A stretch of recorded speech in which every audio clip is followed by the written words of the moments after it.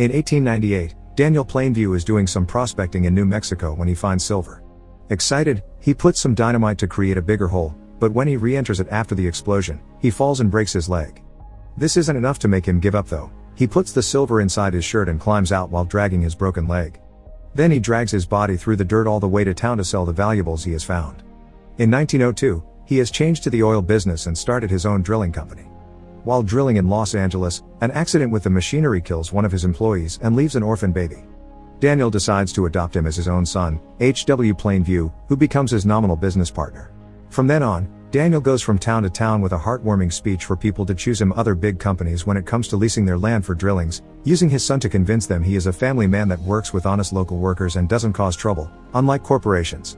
Whenever someone asks him about his wife, he just says she died in childbirth.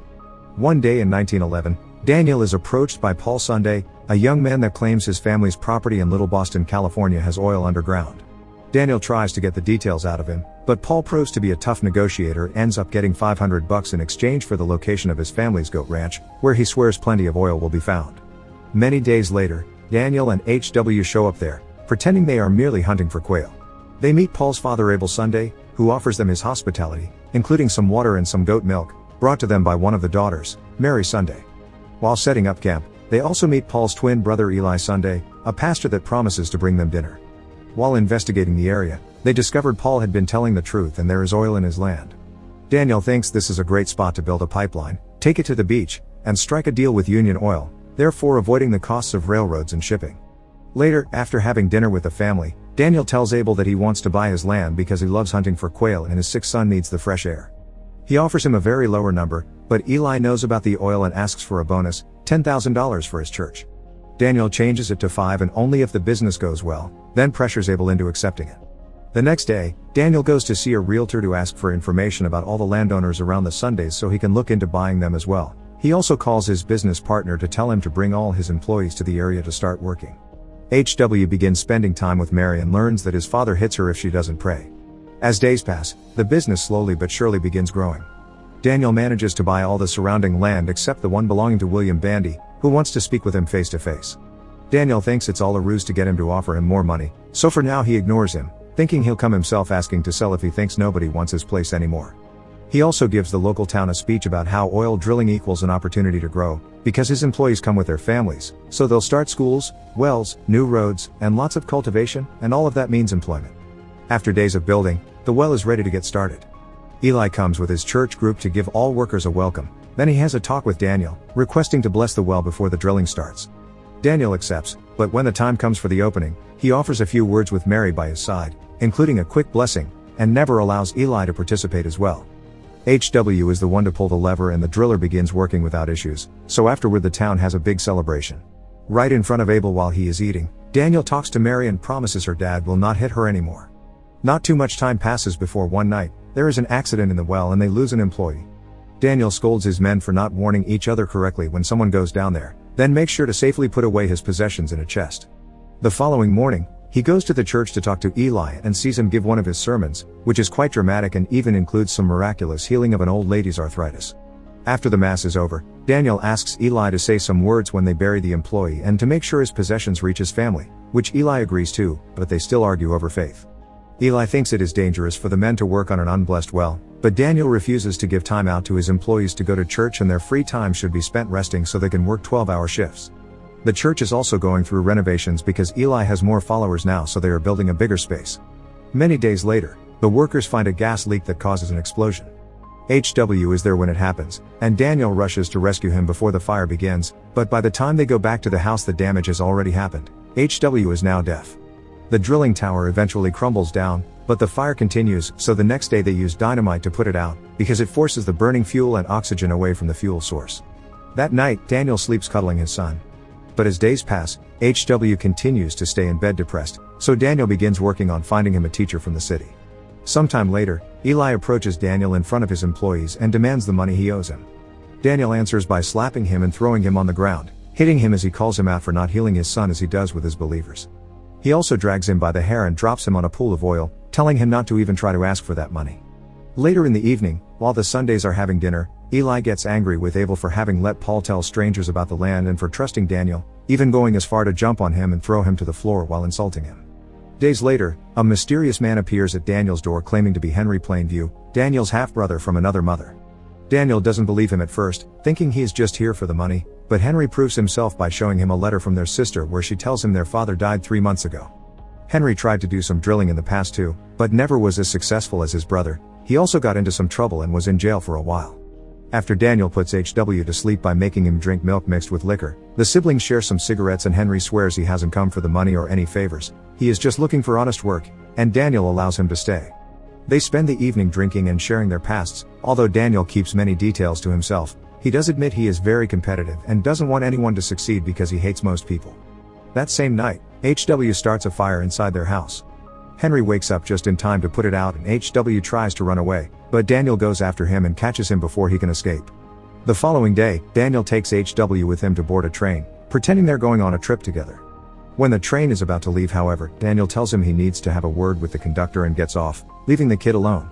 HW realizes he is being sent to the city on his own and tries to get off as well, but the train is on the move and it is dangerous, so a man pulls him back to make him stay. Sometime later, Daniel and Henry have a meeting with some representatives from Standard Oil, who want to buy his entire business and land. Daniel seems to be willing to listen at first, but he is not sure what he would do if he didn't work. The representatives keep mentioning he could spend more time with his son, and Daniel takes it as a perceived slight and turns down the offer, leaving while feeling very offended. HW is away, but Daniel tries to ask for news about his life every now and then. Eventually, Daniel makes a deal with Union Oil to build that pipeline to the coast he wanted. The only issue is the last bit of land belonging to William Bandy, whom he never visited to talk. He goes to see him today, but he is not at his house. Only his grandson is there and tells him they will never allow him to drill in their property. Daniel says he doesn't want to drill and promises to talk to Bandy later. Then he goes out with Henry to put various metal stakes on specific spots around the land.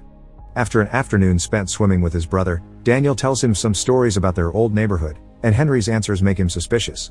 Later in the evening, he lends Henry some money so he can hire a girl, and when he comes back, Daniel confronts him with a gun. Henry admits he is a nobody that met Henry in the city and they became friends while working together for months. The real Henry did want to visit his brother, but they didn't have enough money, and he eventually died of tuberculosis, so this nobody used the stories he heard from Henry and his dairy to pretend to be him. He swears he means no harm, but Daniel shoots him in the head anyway, then digs out a grave to hide the body in. Afterward, he reads his brother's diary and cries. The following morning, he's found by William Bandy, who knows what he did to the fake Henry. Bandy turns down the money offers Daniel throws at him and tells him he will let him build the pipeline through his property if he gets baptized, which Daniel has no other choice but to accept if he doesn't want to lose money with his project. Bandy takes Daniel to church and during Mass, Eli brings him to the front to make him kneel and admit he has sinned and abandoned his child. After slapping him multiple times to get the devil out, he pours holy water on his head and officially baptizes him. The whole town welcomes him, happy for him to be one of them, including young Mary. The construction of the pipeline begins with no issues, and Daniel makes HW return home, telling him he loves him when he arrives and letting HW hit him as an answer. A teacher has also come with him so he can continue learning sign language. Daniel takes HW out for lunch, and in the restaurant, they come across the men from Standard Oil. Daniel can't help making a scene to show them he is being a good father that takes care of his son while having a successful deal with Union Oil. Meanwhile, Eli leaves their town to do missionary work. In 1927, a now adult HW marries Mary, who has learned sign language too to communicate with him.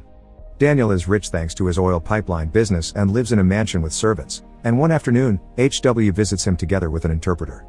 He tells his father that he loves him but he misses working on the fields, so he and Mary are leaving for Mexico to start their own drilling company.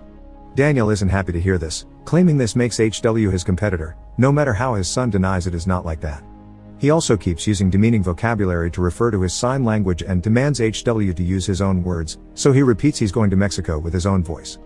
This is still not enough to calm Daniel down, who now tells him he is destroying his image and admits he is not his son, just an orphan baby from a basket in the desert that he picked up to look good while making business. He also says he is less than a bastard that has nothing of Daniel in him. Hurt, HW tells him he is glad there is nothing of Daniel in him before leaving. Daniel keeps yelling insults at him while watching him walk away, but he also can't help remembering their time together. Depressed and alcoholic, Daniel falls asleep in his bowling alley. A servant wakes him up when Eli comes by to visit him, who tells him about his work as a missionary and at a radio station while continuously reminding him they are family-in-law. He also tells him Bandy has died and now his grandson is the owner of the land. That grandson is also part of Eli's church, so he offers himself as an intermediary if Daniel is interested in making business with him to drill that land. Daniel tells him he would be interested in doing business with Eli, but first, he must admit he is a false prophet and God doesn't exist. It seems Eli really needs to get this deal going, because after some hesitation and asking for $100, he accepts to yell those words in the room, the same way he made Daniel admit his sins in church years ago. After he is done, Daniel confesses that area actually doesn't have oil anymore, he stole it by draining it through neighbor areas when he built the pipes. As he begins crying, Eli finally confesses he is living in desperate times. He lost money in the Wall Street crash of 1929 and has strayed morally, so he asks Daniel for help. But Daniel doesn't feel pity for him. He taunts him, telling him Paul is the real chosen one by the Lord. He is a successful man now thanks to the business he opened with the $10,000 Daniel paid him for the information. He keeps on insulting him and calling him names, so when Eli asks him to please stop, Daniel grabs him, throws it in the middle of the alley, and after tossing some bowling balls at him, he hits him with a bowling pin on the head, killing him. The servant hears the noise and calls his name from the other side of the door, to which Daniel answers that he's finished. Make sure to subscribe and turn on notifications so you can watch more videos like this. Thanks for watching.